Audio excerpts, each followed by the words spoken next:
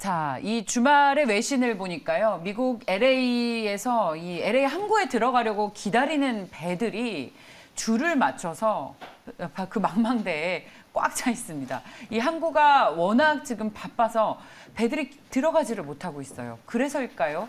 해운주들이 오늘 우리 주식시장에서 강세를 나타내고 있습니다. 해운 운임지수도 사상 최고치를 계속해서 기록하고 있고요. 자, 주식시장에서는 어떤 투자 아이디어를 가져가야 할지 오늘 결정적인 투자에서 고민해 보도록 하겠습니다. 레몬리서치의 김민수 대표 나오셨습니다. 어서 오십시오. 안녕하십니까. 저희가 해운주들을 이제 좀 해야 할 때다 제작팀에서 계속 얘기가 나오면 그때 꼭 이렇게 터지더라고요.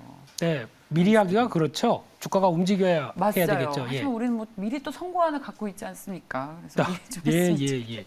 했으면 좋겠는데. 네. 자, 그럼 첫 번째 질문을 먼저 드리도록 하겠습니다. 특히 컨테이너선 운임지수와 벌크선 운임지수가 요즘 계속해서 많이 오르고 있는데 한 몇 달 연속 꾸준히 오르고 있지 않습니까? 네. 이 사상 최고치를 기록하고 있으니까 역사적으로 이렇게 많이 올랐었던 적은 없었던 것 같은데 먼저 왜 이렇게 오르는지 알아야 앞으로 추가적인 상승이 이어질지 또 예상을 해볼 수 있겠죠. 대표님 어떻게 보세요? 네, 둘 다 급등세고요. SCFI라고 하는 상하이 컨테이너선 운임지수 이쪽도 집계한 이후부터 계속 최고고, 그리고 또 BDI도 최근 약간 정체됐다가 3일 사이에 또 고가를 경신하고 하다 보니까 운임지수가 이렇게 강한 얘기는 두 가지로 볼 수 있겠죠. 첫 번째는 좋은 사실입니다. 즉 물동량이 늘어난다는 얘기인데 이맘때쯤 되면 항상 연말에 또 이어지는 게 뭐 쇼핑 시즌이나 이런 여러 가지 물동량이 회복되는 시기 쪽에서 또 이제 코로나19도 이제 좀 위드 코로나로 가는 경향들이 나오다 보니까 여기가 같이 이어진 부분들인데, 근데 더 중요한 사실은 제가 보기에는 어떤 플러스 알파가 더 가세돼 있다라고 하게 되면 항만 폐쇄입니다.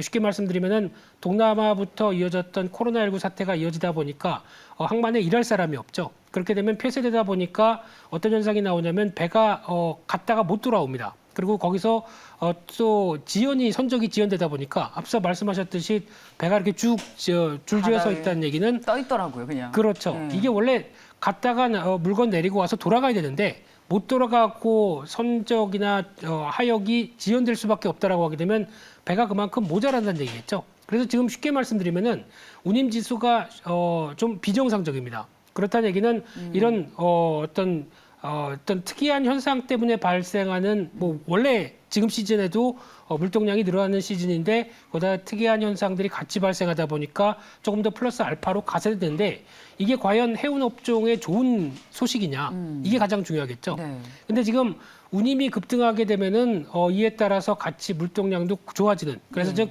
P와 Q가 같이 좋아지면서 선순환이 돼야 이어졌을 텐데, 그러면 아마 주가는 벌써 제가 보기엔 다 사상 최고가를 찍었을 겁니다. 네. 근데 그렇지 않다는 얘기는 P는 올라가는데 Q가 선적 지연이 되다 보니까 돌릴 수가 없는 상황들이죠. 그러면은 Q가 못 따라갑니다. 그러다 보니까 생각보다 실적이 좋을 것 같은데 그만큼은 안 나올 수도 있다라고 하는 부분들이 여기 담겨 있다고 봐야 되겠죠. 아, 그렇군요. 네. 그렇다면 해운주에 대한 투자 의견도 무조건 지금 운임지수가 좋은 것을 쫓아가는 것만은 무리가 있다라는 말씀으로 들리거든요. 말씀의 행간을. 저는 그렇게 해석을 하고 싶고요. 예. 이게 적체가 해소가 돼야, 그래서 이제 근데 적체가 해소가 되게 되면 해운 운임지수는 빠질 겁니다. 그렇게 그렇죠. 되면은 또 그러면 오히려 또 투자 매력도 또 떨어지게 되는 거죠. 그렇게 되겠죠. 근데 적체 현상이 해소가 될 수 있습니까? 지금 계속 사실 이런 이상 현상은 말씀하신 것처럼 코로나 상황 때문에 네. 배가 들어갔다 나오질 못하고 있는 건데 네.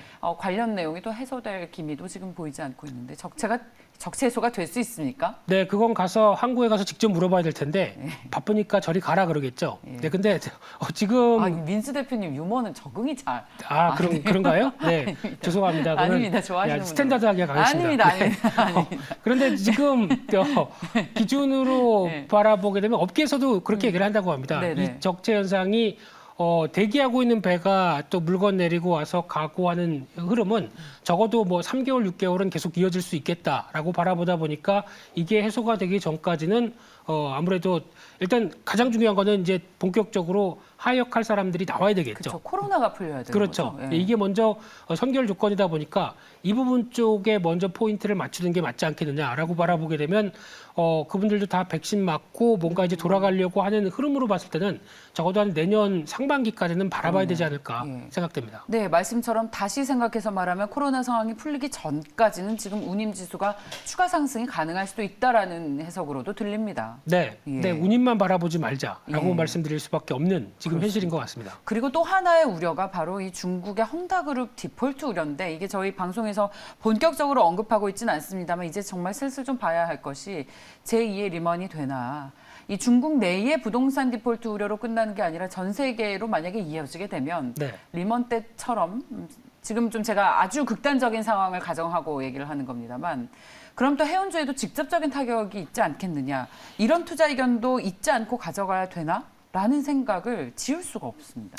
쉽게 말씀드리면은 이제 중국 관련된 얘기 쪽에서 그러면 중국의 부동산이 타격을 받고 부동산이 타격을 받게 되면 소비 심리나 여러 가지 산업으로 확산된다. 그렇게 됐었을 때 아마 대표적으로 이어지는 이제 BDI 관련된 그러니까 즉 벌크선 쪽에 대해서 좀 더 타격이 더 나오지 않을까. 왜냐하면 벌크선이 가장 많이 실린 쪽이 이런 뭐 철광석부터 뭐 석탄 이런 정형화되지 않은 쪽이다 보니까 이쪽에 대해서 영향을 끼치게 되면은 당연히 그에 따른 파장은 나올 수 있겠죠. 근데 이게 그러니까 안 좋겠다라고 생각하게 되면 한없이 안 좋아 보이고요. 그래도 어느 정도 겪어내겠지라고 바라보는 즉 중국 공산당의 능력이겠죠.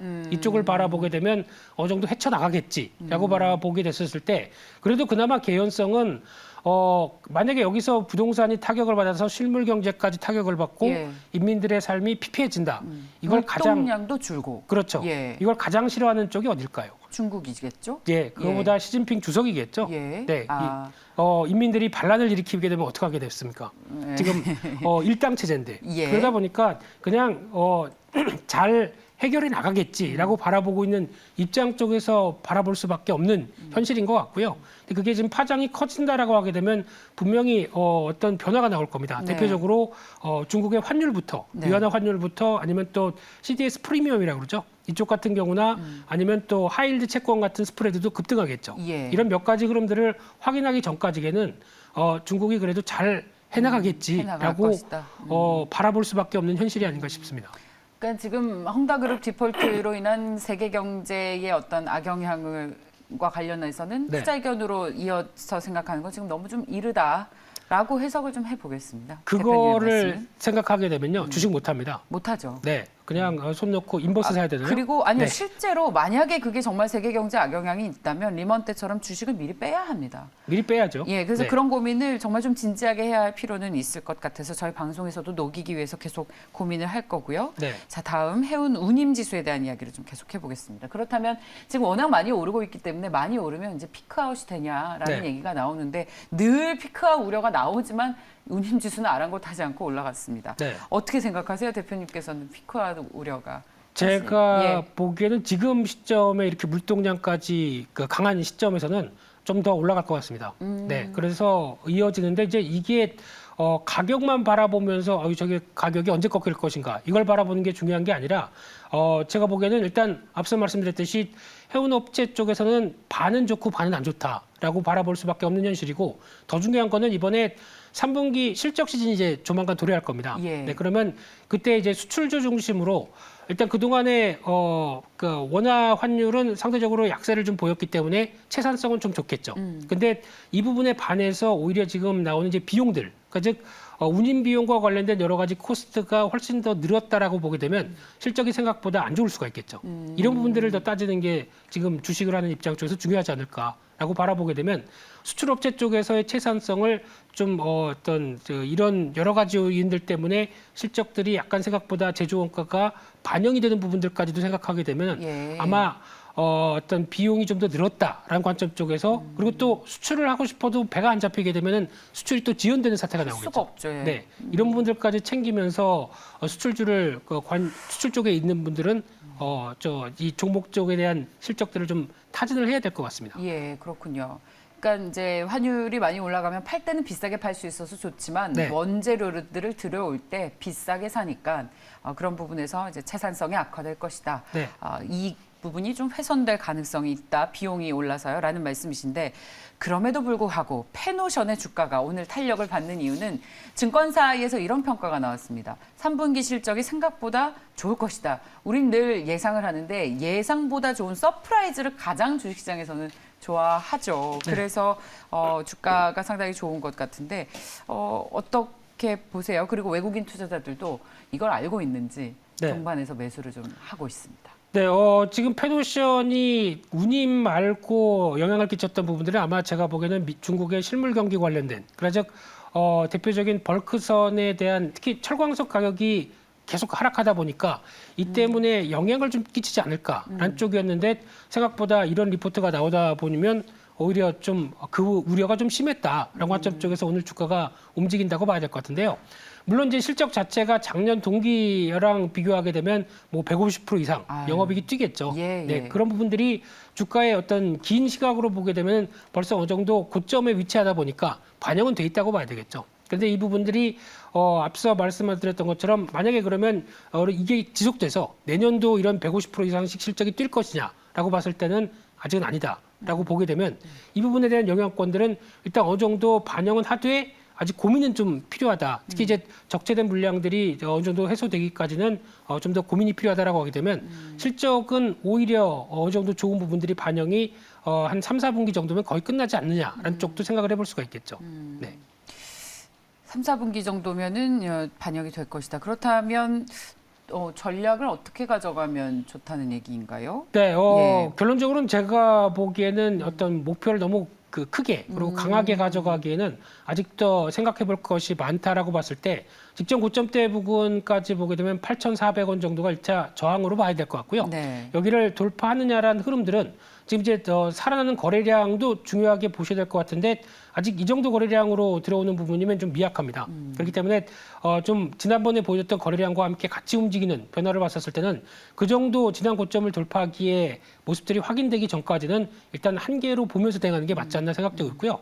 반대로 오히려 또 어떤 앞서 말씀하셨던 뭐 헝다 이슈나 뭐 여러 가지 흐름들이 타격을 준다라는 관점 쪽으로 바라보게 되면 7,400원대가 또 빠르게 이탈된다. 이 부분은 별로 안 좋은 신호겠죠. 그래서 손절은 한 7,400원대, 목표는 1차로 8,400원대를 보시면서 너무 높이 목표가를 가져가지 말자라고 말씀드리고 싶습니다. 저희 시청자분들께서 한 분이 질문을 좀 지금 계속 네. 해주고 계십니다. 해운주에 대한 관심이 높고 페노션처럼 저런 종목이 오늘 이렇게 장대 양봉이 나오면 이게 본격 상승의 어떤 턴하는 시초인가에 네. 대한 기대감을 갖게 마련 아닙니까? 제가 예. 보기엔 기대감보다 네. 우려감이 좀 해소된 측면 이게 아. 더 먼저라고 생각됩니다. 예. 그렇기 때문에 거기 반영되는 흐름들인데 이 부분이 이제 계속 가기에는 또 하나 시장에서 보게 되면 이제 또 질이 좀 바뀌어야 되겠죠. 그렇다는 얘기는 약간 코스피 쪽 대형주나 경기민감주 쪽으로 또 시선이 확 옮아지는 변화가 나왔을 때 탄력을 더 받겠죠. 근데 지금은 아직 그런 징후가 나오느냐라고 봤을 때는 오늘 이제 대형주가 움직이는 거는 괜찮습니다. 이런 쪽에 징후라고도 생각을 해볼 수 있겠는데 아직 이게 계속 이어질 것이냐에 대한 특히 이번 주 월말 월초되다 보니까 여러 가지 변동성도 상당히 크겠죠. 게다가 윈도우 드레싱까지도 들어올 가능성, 특히 기관이 베스켓이 좀 많이 적다 보니까 이럴 가능성과 함께 들어오게 될 개연성은 있습니다만 그거를 더 갈 것이다라고 보는 것보다 그로 인해서 오히려 대형주가 한번 움직인다라고 하게 되면 저는 한번 또 팔 기회를 마련하는 게 좋지 않을까 싶습니다. 네.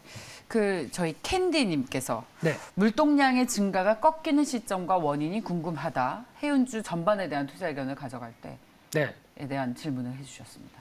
이제 제가 꼭 해운 선사에서 나온 뭐 대표인 마냥 거기서 오늘은 여러 가지 대표이시죠. 네, 예. 그런 대표는 아니고요. 네. 그냥 아마 물동량이 꺾이는 시점 같은 경우는 죄송합니다. 대표적으로 여러 가지 지표를 확인할 수 있는데 아마 이제 OECD 경기 선행 지수로 확인할 수 있을 것 같고요. 그 밖에 또 제조업 지표가 본격적으로 아직까지는 고점에서 꺾였다고 하더라도 다 50대 전후에서는 움직이고 있죠. 네. 이런 부분들이 타격을 받아서 오히려 또 쭉 밀려나는 모습들이 나온다라고 하게 되면 물동량의 변화가 나오는 어떤 첫 번째 어떤 지표라고 봐야 되겠죠. 경기 지표가 꺾일 때 물동량도 꺾인다. 그러니까 네. 경기 지표를 봐라. 그게 중요한 거라고 예, 봐야 될 것 같습니다. 그중에서도 경기 선행 지수. 네. 국내에서 나오는 지표입니까? 아니면 어디서 나오는 지표를 봐야 할까요? OECD 경기 선행 지수입니다. OECD 경기 선행 네, 지수. 이거는 예. OECD 홈페이지 가보면 나오고 있는데 그나마 그래도 한국이 제일 선두로 나오다 그렇습니다. 보니까 예. 수출 지표가 또 상당히 많은 부분을 작용하죠. 맞습니다. 그러다 보니까 양호한데 이 부분에 대한 훼손은 또 시장에서도 바로 영향을 끼치기 때문에 네. 한번 관심 있게 보셔야 될 것 같습니다. 네, 50을 상회하면 경기 확장이고 하회하게 되면 경기가 위축된다는 신호인데 지금은 아직 위축된다는 신호를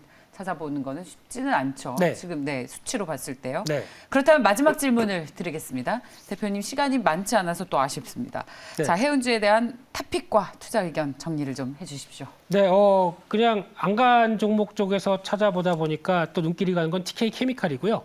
이 회사는 SM 상선 지분이 있다 보니까 그에 따라서 지분법이 한 500억 정도 나오게 되면 그중에 거의 다를 여기서 차지하게 되는 상황들입니다. 물론 본업이 스판덱스 관련돼서 이쪽 업황 나쁘지 않죠. 그렇기 때문에 이쪽도 영향을 끼치겠지만 지분법이 그러면 충분히 나온다라고 하게 되면 여전히 괜찮을 것 같고요. 근데 탄력들이 아직 강하지 않기 때문에 아마 또 모멘텀은 SM 상선 지금 증권신고서 들어가 있는 상장 여부가 아닐까 싶은데 그게 확인되게 되면은 또 하나의 모멘텀은 될 수 있겠다라는 쪽인데 오히려 한 7,000원대 밑에서 조금씩 한번 더 눌릴 때마다 한번 관심 있게 보시는 게 더 나을 것 같고요. 그런 쪽에서 모멘텀은 어떤 증권신고서 통과됐다라는 쪽으로 SM 상선의 상장이 눈에 가시화됐었을 때 그때 탄력들은 좀 더 나올 수 있겠다는 쪽에서 조금 느리지만 모멘텀은 남아있는 쪽으로 바라보고 있습니다. 네, 자 말씀 잘 들었습니다.